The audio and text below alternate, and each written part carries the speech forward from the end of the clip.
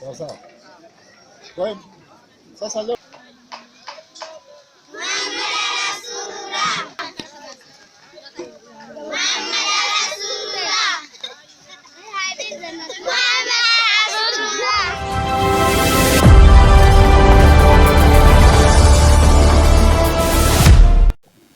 tukumbushe shughuli ya mwaka huu.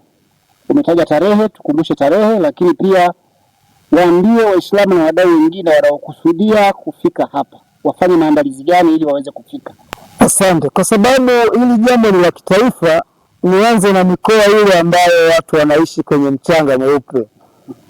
Tunatamani kuwaeleza aje na nguo rasmi. Walio wengi bwana, Zanzibar wameacha nguo nyingi. Yaani mtu anafanya kazi nguo anasema hii hata ningefanyaje haiwezi kutakata tena.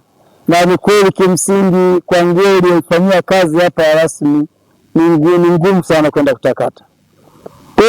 Kwa kazi zitakazofanyika kwanza ni nyingi sana.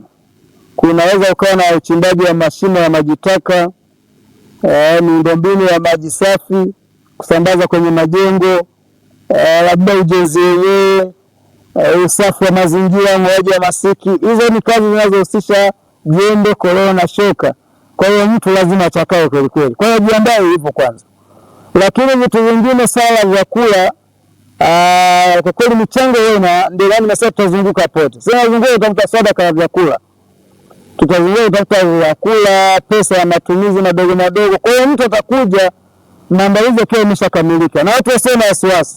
Yaani hata nikienda kwenye kijiji tukatoka na bebe moja, yeye asio na wasiwasi, atakunywa chai safi kabisa, atapata mlo wa mchana mzuri, atapata chakula kizuri jioni.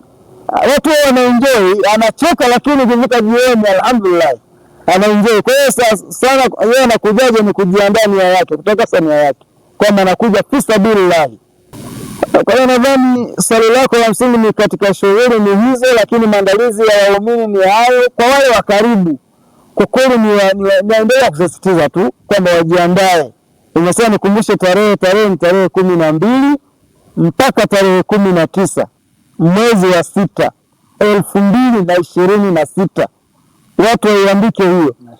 Wasizoee tu kuandika tarehe za michezo. Watu wanaandika mpaka mechi ya mwezi wa 9 huko. Watu wanaandika walishaandika mpaka mwaka 2027 kuna sijui kuna kombe la Afrika Tanzania. Sasa wajue tamasha la Waislamu. Lakini kuna wengine siku moja Muislamu mmoja anambia tamasha, anasema kuna waimbaji gani watakuwepo. Yaani mtu nadhani ni tamasha la muziki fulani hivi. Ni tamasha kwa ajili ya mambo ya Allah Subhanahu wa Ta'ala. Na kuna watu wanadhani tofauti sana na matamasha haya. Kwamba kina mama na wanaume wanakusanyika sehemu moja siku 6. Vipi hali? Yaani mtu aache kusikia. Aje aone ustaarabu na ukuwepo. Inawezekana kahudhuria hata msikitini kwake, yaani hafikii kwa ustaarabu na ukuwepo. Watu wanavyoishi kwa amani kabisa. Kwa utekelezaji wa ibada hali ya juu sana. Kwa hiyo nadhani taratibu ni nzuri sana. Hali ya hewa mwezi wa 6 Kigoma hapa Kitangata ikoje? Hali ya hewa ni jua. Hali ya hewa ni jua kali. La kawaida mwezi wa 6 ni jua ambayo inakuwa na mawingu kidogo, lakini ni jua. Na baridi ni ya wastani. Ukanda wetu hauna baridi sana. Baridi ni ya wastani sana. Sawa. Naam. Mashallah, mimi nikushukuru sana hapo katika mazungumzo haya, lakini pia nikuombe nizungushe kwenye majengo ambayo tayari mpaka sasa yamejengwa kwa nguvu za kujitolea. Hapa mbele yetu tunaye amini wa kamati ya kulinda Uislamu mkoa wa Kigoma Mashariki, Amir Abdul Hussein, ambaye sasa hivi anatupa maelezo kuhusiana na sambamba na kuonyesha majengo mbalimbali ambayo yameshafanyika. Sasa naomba tusikilize Amir atakuongea. Naam, alhamdulillah, kama tulivyo namshukuru Mwenyezi Mungu kwa hatua hii. Maeneo haya tuliyopo ni barabarani, ambapo sasa kituo chetu wao tunasema ni kituo bora kabisa. Kwa mtoto wote atakapotokea akishuka lami tu anaingia kituoni. Hiki ni kituo kinachoitwa Kitagata Islamic Center, kijiji cha Kasasa, kata ya Kitagata. Na hapa niliposimama, ndugu mtangazaji, ni barabara ya kuingia ndani ya kituo.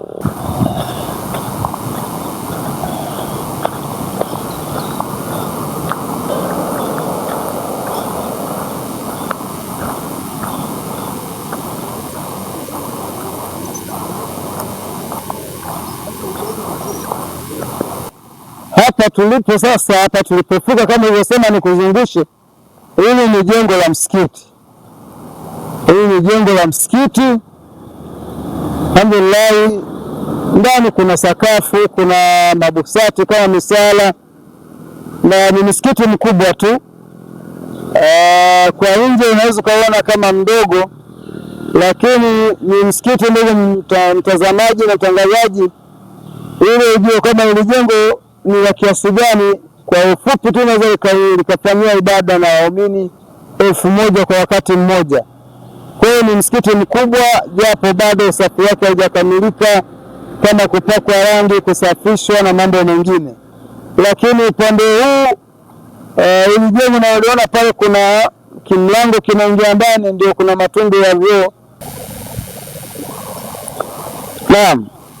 Na kitu kingine ambacho mtu anayetazama labda picha hizi za eneo hili, anaweza kaona barabara, anaweza kaona maua, barabara zimechongwa vizuri, maua yamepandwa vizuri.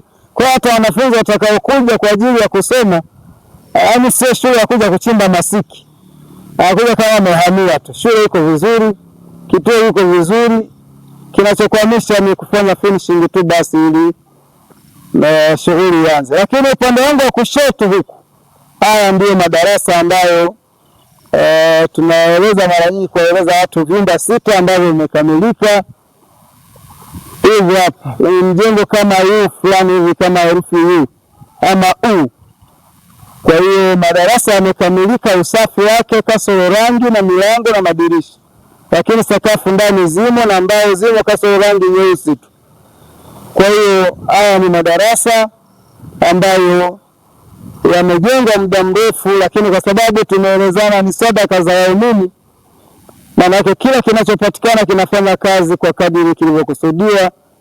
Hili jengo linaloelekea ndio jengo la utawala, jengo la maafisa wetu wa kituo, kwa maana ya walimu, wahudumu, watu wa aina mbalimbali watakuwa katika ofisi hii.